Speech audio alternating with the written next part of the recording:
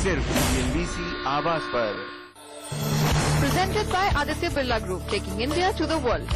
Co-presented by Bhartiya State Bank, Har Bhartiya Ka Bank, in association with Binani Cement, Indigo, Jaiprakash Power Ventures, and PC Dweller. Media partner Dainik Bhaskar, Digital Outdoor partner DSN, Cafe partner Barista Lavazza, Print partner Business Standard, Broadcast partner You.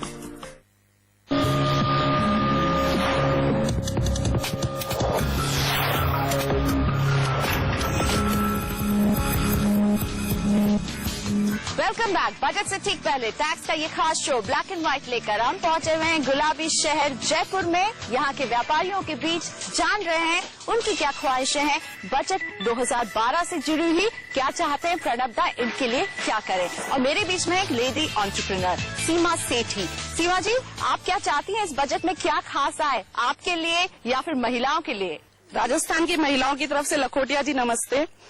मैं देश से प्रणव जी से यही कहना चाहूंगी कि महिलाओं को बहुत कुछ बोला जाता है, आगे बढ़िए, एंटरप्रेन्योर बनिए, घर से बाहर निकलिए, ये करिए वो करिए, लेकिन क्या हिंदुस्तान या हमारी सरकार उनके लिए कुछ करती है? कभी नहीं करती है। तो मैं चाहूंगी कि एक नए बजट में उनके लिए ऐसे पैकेजेस निकाले जाए जिनमें उनको सारी सहूलियत दी जाए, जितने भी टैक्सेस हैं उनमें उनको इस तरीके की सहूलियत दी जाए कि एक गरीब और एक मिडिल क्लास औरत भी अपना व्यापार बहुत सहूलियत से कर सके। हमारे आदरणीय वित्त मंत्री जी को हम बतलाना चाहेंगे, अगर महिलाओं के लिए कुछ स्पेशल पैकेज बनाए जाएं, special interest rates, special concession, तो जैसे सीमा जी अपना खुद का उद्योग और बिजनेस चला रही हैं, वैसे महिलाएं आगे आकर ट्रेड इंडस्ट्री चलाएंगी।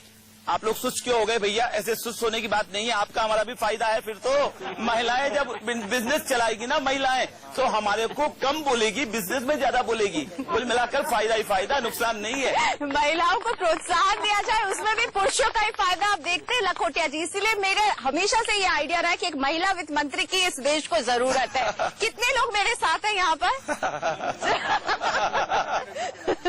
चलिए अब हम सवालों का रुख करते हैं। बनीचंद जैन जी हैं यहाँ पर, राजस्थान व्यापार महासंघ के जनरल सेक्रेटरी है, इलेक्ट्रिक स्विच गियर का काम है। बनीचंद जी, वंदे मातरम करके अपनी बात का शुरुआत करता हूँ। मैं ये चाहता हूँ, VDIS स्कीम पहले चली थी, राजीव गांधी, स्वर्गीय राजीव गांधी ने जब थे उस टाइम उन्होंने चालू की थी, तो अब ये VDIS स्कीम लागू क्यों नहीं की जाती? अब फिर उसके बाद काफी लंबा टाइम निकल गया। नहीं लंबा मतलब लोगों के पास इकट्ठा है क्या मालताल जो लाई जाए स्कीम? मालवाल इकट्ठा होगा, ये तो गवर्नमेंट को ही पता है। रोज आप देखें टीवी चैनल पे बार बार ये चीज आती है, ब्लैक मनी स्विस बैंक में इतने करोड़ जमा है, अपने अंदाज लगा के बताते हैं। लोकसभा में भी ये बातें उठी है, इसका मतलब है जब ही उठी है, अदरवाइज कैसे उठती? मैं तो सारा भारत भ्रमण करता हूं तो लोग ये कहते हैं विदेश से लखोटिया जी लाने की बात तो एक तरफ है, देश में जो है उसको तो पहले निकालो। और आपकी बात से ही ज्यादातर करदाता और भारत के टैक्स पेयर्स चाहते हैं कि देश में VDIS आए। दोस्तों आप क्या चाहते हैं? नहीं, मैं इसमें डिसाइड करना चाहूंगा। देखिए, ये जो बात VDIS की कर रहे हैं, आज आप, हम, व्यापारी, उद्योगपति या जो भी है, ये सब अच्छी तरह जानते हैं कि ये काला धन है किसके पास। वो जाके डिक्लेयर करेंगे कैसे? आज मीडिया इतना स्ट्रांग है, उनका वकील भी जाएगा तो पता चल जाएगा कि कौन आदमी अपना काला धन डिक्लेयर करने जा रहा है। तो कहना क्या चाहते हैं आप? मैं ये कहना चाहता हूँ कि इस पे VDIS लाने से होगा क्या? उस काले धन को कानूनी तरीके से यहाँ लाया जाए, मेरा सजेशन। नहीं, बात तो वही है। एक मिनट शांत रहिए। बात यही है, दोनों एक ही बात कर रहे हैं पर अलग अलग रास्ते हैं ना, इसलिए दो रास्तों से बात कर रहे हैं। चाहे VDIS हो या कानूनी रूप से विदेश में जो भारत का पैसा है वो आना चाहिए। मैं ये मानता हूं दोस्तों, आपका, हमारी धरती का पैसा विदेश में है, क्यों रहे विदेश में? क्यों नहीं पैसा यहाँ पर आए? अगर यहाँ आ गया तो हमारे उद्योग पनपेगा, हमारे ब्याज की दरें कम होंगी। आप एग्री करते हैं इसमें? तो बिल्कुल एग्री करते हैं सर, वो धन आना ही चाहिए। और दूसरी तरफ हमारे साथी बोल रहे हैं VDIS आना चाहिए। जो ऐसे करदाता व्यापारी हैं जिनकी विदेश में बैंक अकाउंट नहीं है पर भारत में आ रहा है उनके पास नंबर 2, वो चाहते हैं सरकार को स्कीम लाए और मेन स्ट्रीम में पैसे को ले आए। सर, दंड की बात यहाँ पर एक और सज्जन जो उठा रहे हैं, राजू अग्रवाल जी हैं यहाँ पर हमारे बीच में बैठे हुए हैं और इन्होंने भी दंड की बात कही। इनका कहना कि ब्लैक मनी अगर कोई सामने नहीं ला रहा तो उसे दंड दिया जाए। सुनते हैं ये इनका क्या कहना है। VDIS स्कीम को जरूर लाना चाहिए सरकार को, और नहीं लाती है तो ये बात बिल्कुल तय है, जितने भी ब्लैक मनी होल्डर है उनको क्राइम घोषित करके जेल में डाल देना चाहिए। जेल में डालना चाहिए, पर उसके लिए जेल की स्पेयर कैपेसिटी तो बढ़ाने पड़ेगी। उसके लिए जो पर बजट में उसके लिए कोई प्रावधान नहीं होगा। पर सरकार को चाहिए, जब लोगों को पकड़ नहीं पा रही है चोरी करने वालों को, बिल्कुल, तो ऐसा कोई तरीका निकाले कि ईमानदार आदमी को फायदा मिले, चोरी करने वाले को दंड मिले तुरंत।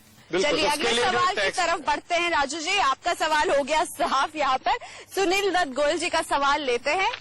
लखोटे जी नमस्कार। नमस्ते जी गोयल। मेरा सवाल भारत सरकार से हमारे देश के लिए है। हाँ जी। कि पिछले 15 साल में एग्रीकल्चर लैंड नॉन एग्रीकल्चर में काफी कन्वर्ट हो गई और डिमांड और सप्लाई का बहुत बड़ा गैप इस देश में और फूड क्राइसिस सबको सामने नजर आ रहा है। आज का जमाना कॉर्पोरेट डेयरी फार्मिंग या कॉर्पोरेट एग्रीकल्चर फार्मिंग के लिए है। हमारे देश में कोई भी खाद्यान्न का उत्पादन करने के लिए सरकार की कोई स्कीम योजनाएं नहीं है।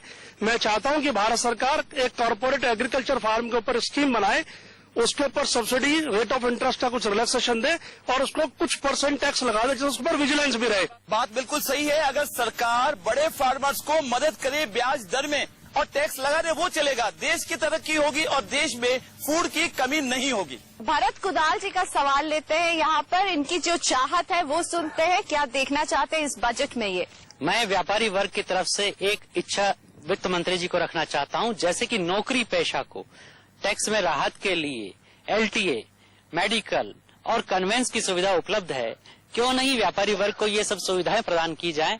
वाह भाई वाह, क्या आपने सवाल उठाया। मेरे ख्याल से तो आप अगर जयपुर शहर में आज घूमेंगे या भारत के अन्य जगह पे, तो सारे व्यापारी वर्ग आपके लमुड़ जाएंगे, बधाई देंगे, क्योंकि आपने ऐसा मुद्दा उठाया है। दोस्तों, बात बिल्कुल सही है। एक व्यापारी सुबह से शाम काम करता है, दुकान चलाता है, उद्योग चलाता है, और वेतनभोगी कर्मचारी को मिलती है छूट बीमारी के लिए, लीव ट्रेवल असिस्टेंस के लिए, खर्चे आने जाने के लिए, और बेचारे व्यापारी को कोई खर्चा नहीं मिलता। तो मेरे ख्याल से जो व्यापारी वर्ग के हमारे दोस्त हैं, आप सभी एग्री करेंगे कि सरकार को चाहिए ये खर्चा हमें मिले, जरूर मिले। बीमारी का खर्चा व्यापारी को भी मिलना चाहिए। बिल्कुल, यानी हमें लग रहा है कहीं ना कहीं हमने जयपुर के व्यापारियों के दिल की बात जरूर छुई है। टैक्स छूट से ज्यादा इन्हें चाहिए कुछ सुविधाएं जो व्यापारी वर्ग के लिए खास तौर पर बनी जाए। क्या निकल कर आएगा इस बजट में, इसका तो इंतजार करना होगा। साथ ही में हम लेंगे एक छोटा सा ब्रेक। अभी हाजिर हो रहे हैं, बहुत सारे सवाल अभी बाकी।